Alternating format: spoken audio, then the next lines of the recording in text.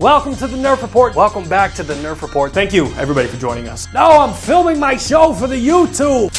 Stop being salty. The ghost of Macho Man Randy Savage is here. And in the history of the Nerf Report, with all of the videos we've ever made, this one is definitely going to be our jump the shark moment.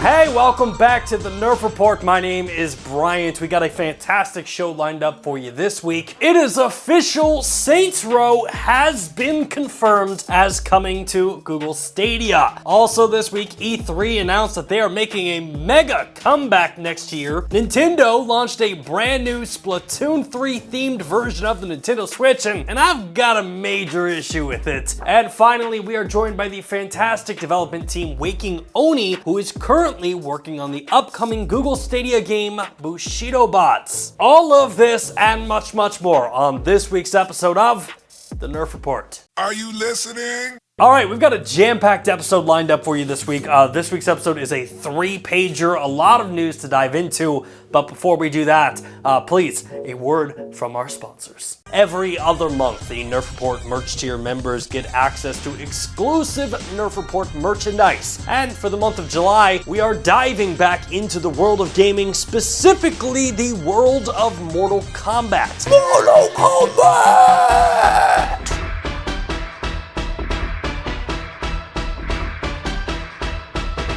So if you want to get your hands on one of these awesome Nerf Report posters, make sure to click that support button below this video, sign up for the merch tier during the month of July, and if you do so, you will be entered into a drawing for a free Stadia Premiere Edition, which, hey, one lucky merch tier member will be getting a Premiere Edition. I think that's super awesome. Anyway, shout out to all of the Nerf Report best friends, casual members, and the merch tier members who make what we do on this channel possible.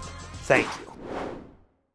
All right, big story in the world of Google Stadia this week. Saints Row has been officially confirmed as coming to Google Stadia. If you haven't seen this game yet, the development team describes it as a world rife with crime. Lawless factions are fighting for power, and a group of young friends embark on their own criminal venture, as all young kids like to do, and they rise to become the top self-made faction. According to Deep Silver, players will experience the biggest and best Saints Row playground ever created. The unique sprawling world of Santo Eliso is the backdrop for a wild, larger-than-life sandbox of thrilling side hustles, criminal ventures, and blockbuster missions as you shoot, drive, and wingsuit your way to the top. Now, obviously, the official announcement came from the Saints Row Twitter account today, where the company said a new platform has entered the game. No PC? No problem. Hashtag Saints Row will be launching on Google Stadia on August 23rd. Killer news, but my God, what a freaking roller coaster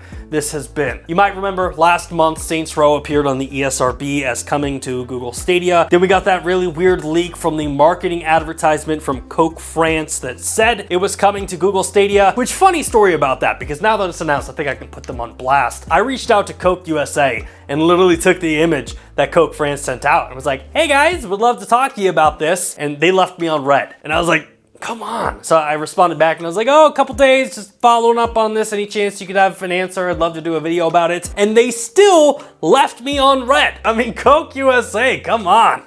I thought we had something. I mean, it meant something to me. Did it not mean something to you? And then how could we forget that in the actual coding for Saints Row Boss Factory, Google Stadia was listed, leading all of us to, I think, agree that this game is definitely coming. But hey, now that we have the official announcement, we can all get excited about this. I, for one, am totally hyped. I will say though, big day for Stadia players. I think this is a great game to come to the platform. And Team Stadia, by some chance that you're watching this, thank you. I don't know what happened behind the scenes to make this happen, but if I could just suggest that in the future, let's just avoid all of this. And maybe the Stadia logo starts to appear on the end of trailers and announcements and stuff like that, and we don't have to pull out our magnifying glass. If we could do that, super cool. Anyway, Saints Row's coming. I, for one, very hyped.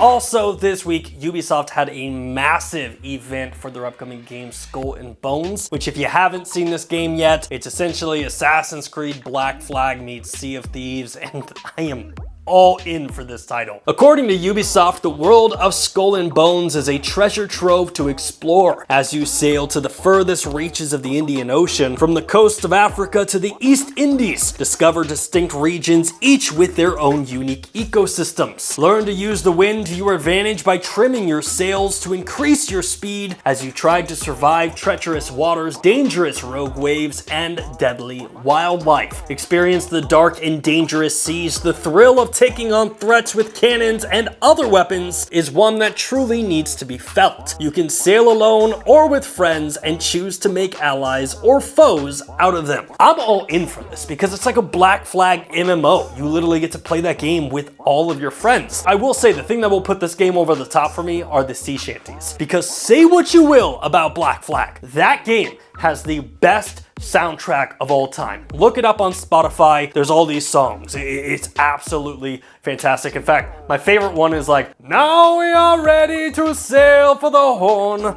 way all in Lord. Even if you've played the game once, you've heard that song and you're probably singing along with me right now. And on top of all of that, Ubisoft also revealed that Skull and Bones will have treasure hunting, pillaging, exploring, trading, and everything that you want to do to create absolute chaos as a pirate. Now, we did get an official release date, and Skull and Bones will be releasing on November 8th for the PlayStation 5, Xbox Series X and S, the Epic Games Store, Ubisoft Connect, along with cloud gaming platforms like Google Stadia and Amazon Luna. And look, just like we talked about with Saints Row coming to Stadia, this is a great game for the platform. I think that these two games are probably the biggest day-and-date titles that we've seen on the platform for this year, and I'm all for it. And I hope that this is kind of the rounding of the corner, and we're coming to a new era of Stadia and cloud gaming where we can start to expect these type of AAA games arriving on the platform. But only time will tell.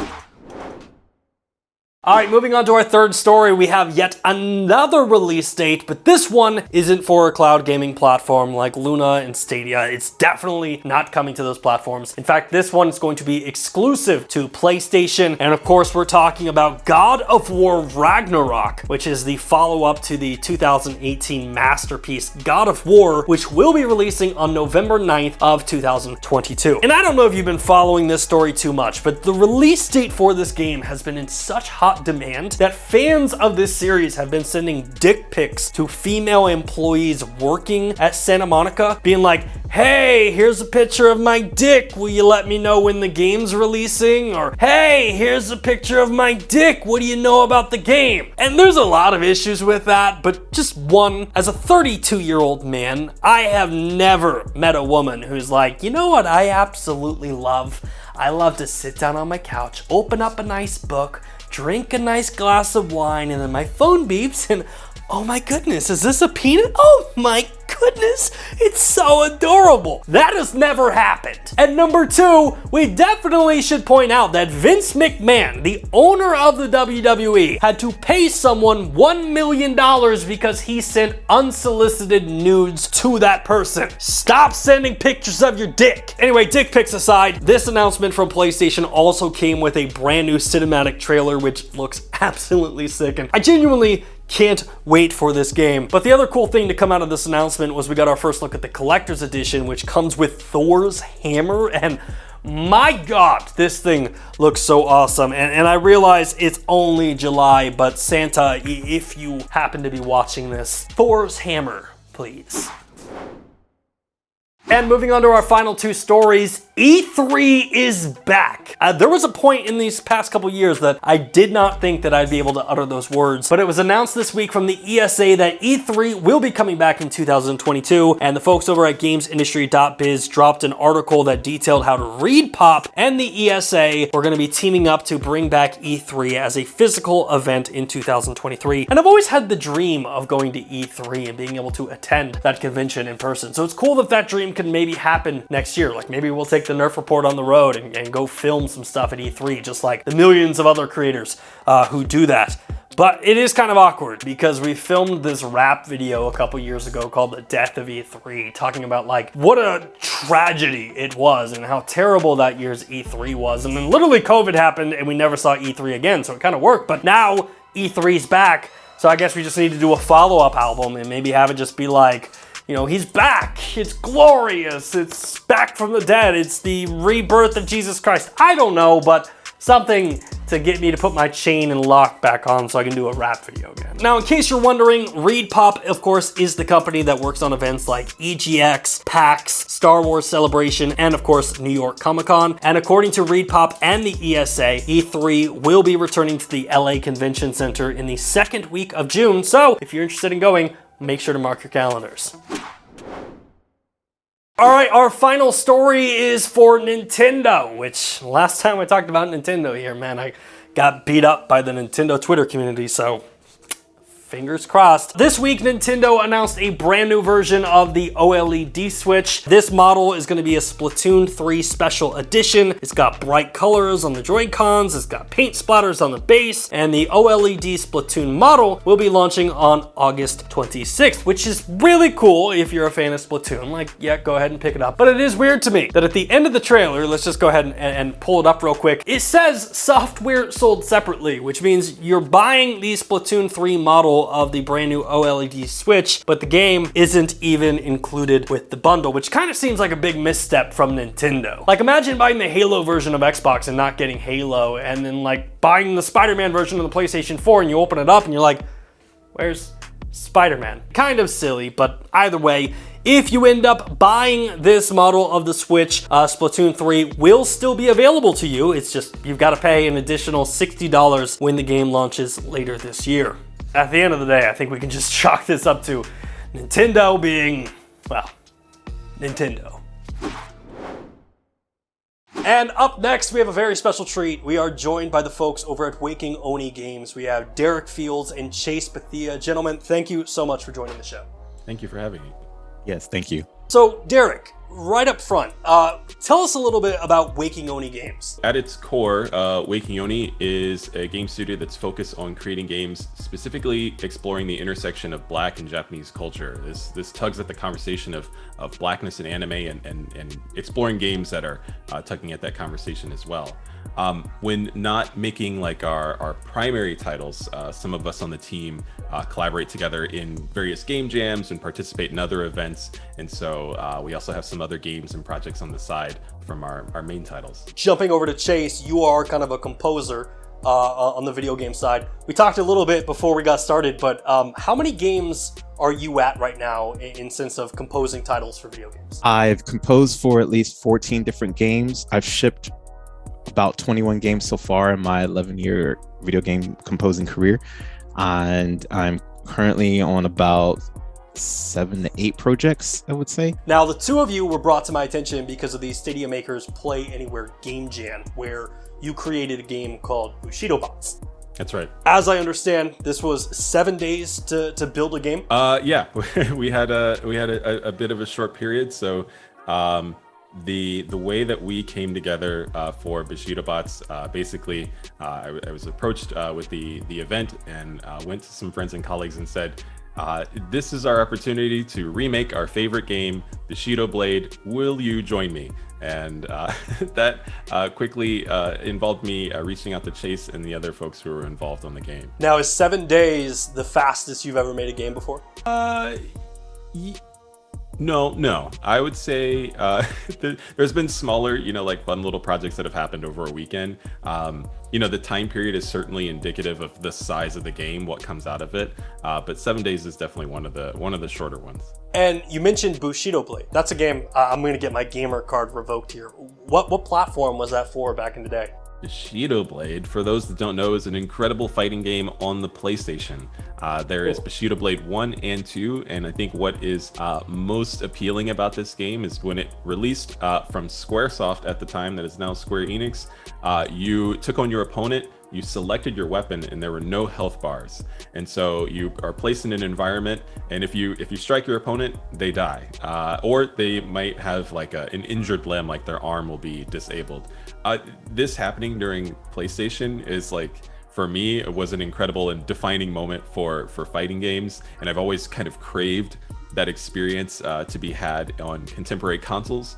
But I think the games that have created renditions that are inspired by Bushido Bots, I don't know. Sometimes they still don't hit the same way. I think I just end up playing the old one. Well, I gotta say, the thing that kind of stood out the most about your game was definitely the trailer that you put together, because it reminded me of that old school infomercial, Nickelodeon magazine, like, you know, here's Bushido Bots, and the art style was kind of really cool. So is that kind of tying into the anime side of things that you're mentioning with Waking Oni? Yeah, we poured all of those resources into the game, its aesthetic, and the trailer, which I have to say shout outs to our team member Cheska, who helped edit that trailer on such a short notice. It was so much fun, you know, making content that's nostalgic, making content that's reminiscent of various anime shows. And so that time period that I think resonates with all of us is exactly what you were talking about: the Nickelodeon magazine, the infomercials, you know, Cartoon Network, and all of that stuff. So yeah. Now, Chase, jumping over to you, you composed the music for Bushido Bots. And kind of similar question, 7 days, is that the fastest you've ever had to kind of compose something for a video game? No, one time was 4 hours. Wow. Someone literally had the gall to come to you and be like, you've got 4 hours. It was between, I would have to say, at least 24 hours, and to do the music specifically, it took me 4 hours to match, to fit within that time. Yeah. As a composer, are you pulling from songs that you already have kind of in your head and you're kind of like, oh, I would love to use this somewhere? Or do you see the gameplay mechanics of like a game like Bushido Bots and immediately be like, okay, I know what I want to do here? Yeah, it's definitely the latter. Because I've played so many games in my time for research and pleasure, I have the sense of knowing when I see or understand the design or the mechanic to be able to at least conceptualize something in my head. And all it just takes is just me to just manifest it into reality and make it happen. Music in a video game is such a unique factor for me, because when you look at music in cinema, you're sitting in the audience, you're sitting in your chair, and you're allowing the music to take you on the journey. In video games, the music isn't really in charge. It's the one with the controller. So how do you find that balance of, you know, how do I get the audience to feel this way or know that it's matching up with the actions of what the player's doing? Yeah, for me, it's about perspective. And I'm a musician, a composer, but I was a player first. So I understand where the end point is, and I put myself there in the beginning so that I'm along the way until the end point of where it's going to be received. So I'm doing the pre-design, I'm thinking about the music, I'm thinking about how I can keep it engaging. I'm understanding that it has to be oral ear candy. I'm also understanding that it's not just about the music, it's an entire art collaborative form. There's design, there's programming, there's story, anything that also is happening in that respect, and using different game audio tools to enhance beyond what we have already done with game audio in the past and bringing it forward into the future. And so that's me thinking to myself, what more could I do? What more could I bring to the table for a better immersive player experience? We saw Bushido Bots, and from what we saw in the trailer and kind of some gameplay clips, primarily looked like a multiplayer combat game back and forth. When the game launches, do you plan on expanding that by having online multiplayer? Is there going to be a campaign mode or anything like that? When we came together to make the game, we agreed that we were just going to make kind of a conceptual demo. We don't have any plans to expand to anything larger, and so what will be released to Stadia will be a much more polished version of the Game Jam game that we created. You know, it would be really exciting to consider, but you know, that'll take some funding if anybody is listening. That kind of leads into the next question, because when you were developing it, I never really got a good answer from anybody. Were you just developing games like on PC, or did they actually give you instances of Stadia that you had to have it running in the cloud? Right. So we, during the original Game Jam, only produced the Game Jam game on PC. Now that we signed on with Stadia for actually, you know, putting the game on the platform, they did provide us with some developer kits, which were, you know, came in the form of controllers and a computer tower that is handed over to our programmer to be able to test things on the platform. Gotcha. So development is still actively going on bringing the game to the platform. That's right. Any way I can kind of maybe squeeze a little bit of a release window or anything like that from you on that end? Release window is definitely at the end of this year, so you can expect it to come around then. Now, the other side of this is Waking Oni has a game that's releasing a little sooner than that. in the form of its Onsen Master, correct? That's right. That's right. Now, this looked like a game that I've never seen before. I mean, and this is just from my perspective of not being familiar really with Asian culture or anything like that, but this is a kind of a take of Overcooked, but moving it into more of a bathhouse type of environment. That's right. So Onsen Messer is a hot spring strategy game, and Overcooked is certainly among the titles that influenced us for the mechanics that you see at play with that game. Another one that's a really big inspiration to the title is the Ghibli film Spirited Away, which also has a large role in bathhouses or hot springs throughout its story. It's for Onsen Messer. We had been working on that title for part-time actually, for about 6 years. And so we established a connection with the publisher Whitethorn Games, and then are going to be releasing it this summer. Yeah, Whitethorn seems to be doing a lot of good work on the indie scene. I know they've worked with like the folks at Lake and a few others, so it's cool to hear that you got kind of caught up with them. Yeah. Oh, and shout outs to Lake and the other titles that have come out, because Whitethorn's publishing some cool things. From an indie developer perspective, I'm curious. You said you're kind of doing it. You started the game part-time. What's that process like for you guys? Like, obviously, you're probably still working a full-time job during the day. At night, are you coming home and developing the game, or what's that look like? Yeah, the experience of Onsen Messer, I think that I can speak to Bushido Bots as well, and Chase, I would love to hear your thoughts too. But Onsen Messer started when I actually had trouble getting entry into the games industry, and so I said, I'm just going to make a game. And that's what we're going to do. And so it was certainly a rocky uphill climb that contributed to its longevity. But now the position that I'm in, so throughout the day, I'm a professor over at Northwestern, and I teach 3D modeling and game design. And balancing that with my life as an indie developer, I think is certainly a skill that took time to develop. But creating games part-time is something that I ultimately feel comfortable doing. With Bushido Bots, we were able to come together and say, okay, this is their game, this is the time, what's everybody doing, what can we achieve in that time period? And it like happened, pretty as close to perfect as it could within a week's time. So for me, it's constantly just looking for the next thing to obviously sustain. It's running a business. So the projects, when I was the composer for Ground, which was published partially by Whitethorn as well, I was on that full time, and that was my second full time thing that I had. But I've worked many different day jobs before, from being a retail associate at Sam Ash to a type of driver for different magazines for things like that too. And so it's just now coming around, I would have to say, in the past couple of years, where I'm doing it on my own again. It's like full-time, thanks to myriad of the projects with Bushido Bots and a couple other games that of developers that, like Fancy Fish Games is developing 2 different games, and a couple other game studios that I've been approached to actually write music for. So it's been quite a journey for the past 11 years, but I think it's going to be good from here on forward. Now, when it comes to composing, I mean, do you have a preference when it comes to instruments or anything like that? Like, if someone were to look at your entire catalog of what you've created, is there something that we can kind of pick out from every single song and be like, oh, that's Chase's specialty? No, unfortunately not. I keep that rotating. It's definitely a Pandora's box of assortment in instruments. I mean, I've got things on my wall. A lot of people like to see those out of the phone here.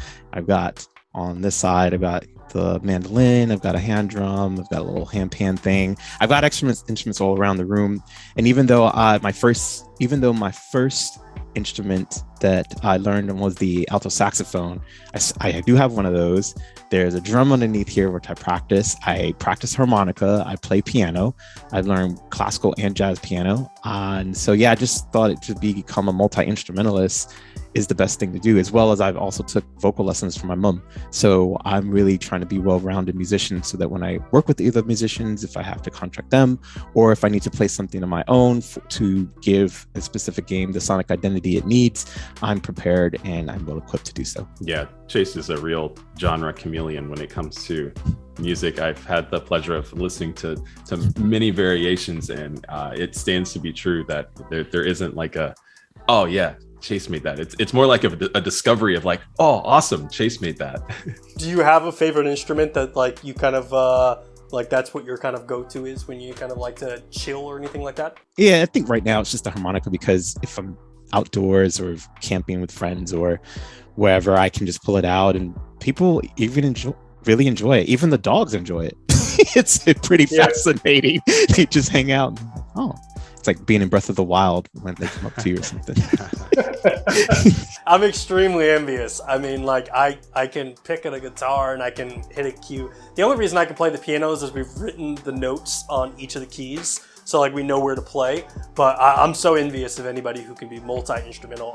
Derek, do you play any instruments? You know, my high school and college days were filled with some guitar moments. I spent a lot of time playing electric guitar. My favorite band during then was Lamb of God, and so I spent most of my time figuring out how to play certain tracks off of their albums. I don't know. I don't have the calloused fingers anymore, and I probably don't have the same dexterity to be able to pick it up. But I've been thinking about it. You know, my partner would probably make fun of me if I showed up with a guitar. I am interested though, because you mentioned Northwestern and being a professor. Do you look at students this kind of out today, and you see all the classes that there is for game development and game theory, and then you see scholarships for like esports? Do you look at that and ever think like, man, I grew up in the wrong generation? You know, if there's always going to be the moment in any generation, oh, I wish I could go back and maybe like do this differently. If I spend too much time thinking about that, I'd probably say like, I wish I started game design when I was 12, the way that I hear, you know, some other folks do that sort of thing. When I look at the resources that are available for students today and the ability to create games, instead of reflecting on like maybe how that would have impacted me differently, I think I'm more excited for what is available to them now, because now I can have conversations with, say, my stepson who is 14, and say like, oh, if you have a game idea, it's really not impossible to pursue that right away, and the resources are available to do so. I think that's going to continue to change, and I think content creation, around games, around user-generated content within spaces like you mentioned Crata before our call, and now we have Fortnite, which has the ability for people to create content. I think we're just going to start to see more avant-garde experiences coming from small teams, from individuals who have the interest and ability to develop things for themselves. So I can't wait. I can't wait to see what comes next. Yeah, I'm curious, with both of you kind of being independent and freelancing, if you could pick one property that like I could write a blank check and give it to you, whether it be like Star Wars, Lord of the Rings, or anything like that, what would it be? Derek, we'll start with you. Oh no, Tenchu. Okay. Tenchu Wrath of Heaven on PlayStation 2, which I hear FromSoft is considering bringing back. I would love to do that, but I don't know. I unabashedly love Star Wars. I wear Star Wars socks almost daily, so that too is something that I would probably run to the hills with if it was provided. I do think, and I would fund this, and I'll throw this out there. Let's do a GoFundMe Star Wars Bushido Bot, where you're literally just Jedis with the lightsaber. I mean, I think there could be something there. Listen, there's a PlayStation title, Star Wars Masters of Terrakasi, which I'm just waiting to come back in some capacity. It's Star Wars. Exactly. That's why I love you, Derek. That's why I love you. You love me, man. You're the only one that loves this game. It's an incredible game. Yes, thank you. And for all the haters out there, you should be saying nothing unless you're in the FGC community. Chase, what about you? If I had a blank check and I could get you on any franchise, what would it be? Sign me up for Castlevania. I'm ready. I will take it up. But I want to work with Michiru Yamane. I definitely want to do the honor and the right for what the sound is. But please sign me up. I'm so enamored with that series, especially since Lords of Shadow, even though Michiru Yamane was not part of that. But please put me on with that composers where Oscar Arujo come back. Those two together, just to work with them. Oh my gosh, the dream come true. Well, again, I thank both of you for coming on the show. It was really insightful to kind of get to talk to you know, not only a composer, but also a developer who are kind of working on games together and kind of getting an idea of how that works.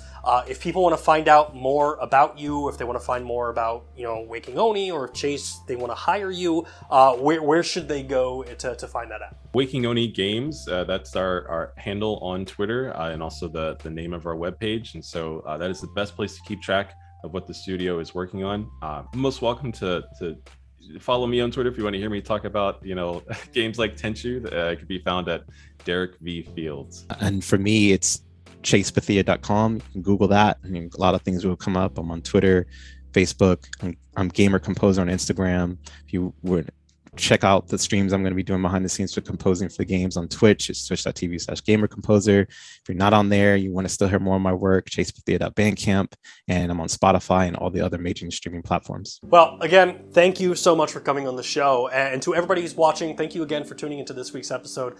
My name is Bryant. This has been the Nerf Report, and we'll see you in the next video.